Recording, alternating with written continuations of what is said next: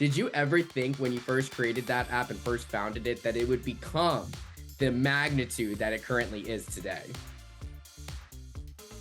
I didn't. It was pretty much the number one app in almost every country, probably not China. Probably other than China, it's just number one everywhere, and it's just used by everyone. So it's a powerhouse. It's always funny. Everyone has a Grindr story. Everyone, it's like, and everyone's like, the first thing they always says, "You'll never believe what happened to me on Grindr." I'm like, I believe it. Right. And what's crazy is, you stepped away from Grindr, but now here you are creating this new app, Motto. Now I'm curious, like, what made you want to start a whole new app after everything you went through with Grindr?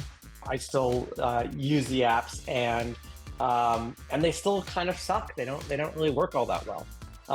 And there's a lot of problems with them. I wanted to build an app that you didn't have to waste hours and hours a day looking, scrolling and refreshing. And you go on Grindr, I don't know, 20% or 10%. I don't know what the number is, but like some pretty high percentage of profiles are blank.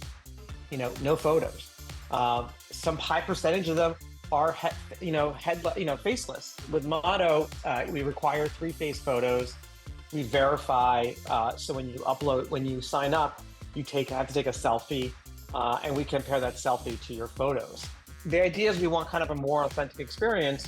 That's what I think is missing. It's kind of very similar to Hinge, where you see someone's profile, you react to their profile, but we've sexualized it. So you can put in your kinks, you can put in, I'm looking for NSA, I'm looking for groups, I'm looking for a specific kink, or I'm looking for a relationship, or whatever you're looking for. We don't tolerate any, racism or transphobia or any kind of hatred at all. A lot of the issues that are going on with the existing apps, we solved those. We really looked at those and really kind of tried to make those not be an issue. 10 years ago, the community was maybe a little bit more anonymous, a little bit more uncomfortable with putting your face out there.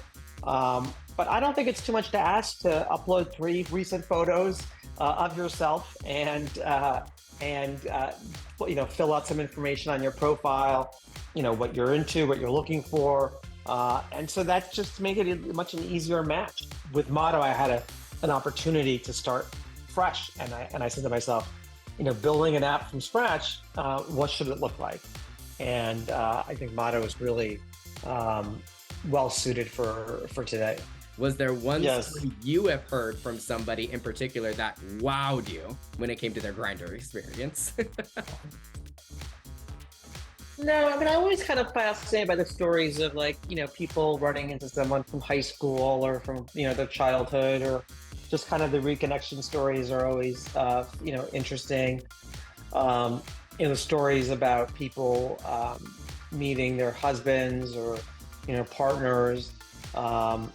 We got emails about people who met their husbands and then they had kids.